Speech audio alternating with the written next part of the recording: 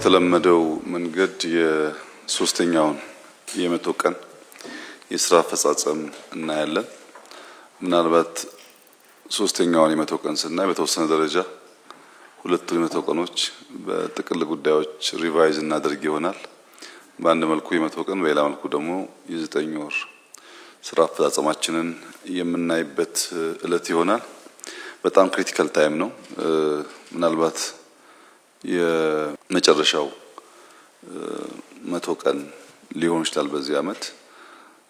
ያለፈውንም ስራ ስንገመግም በምክንያት የሚቀጥለውንም ስራ ስናቅድ ካለን ጊዜ አንፃር በፍጥነት መሆን እንዳለበት ታሳቢ አድርገን እንድናይ የጠየቅኩ የጋራ አቅጣጫ አስቀምጠን እናጠቃላለን።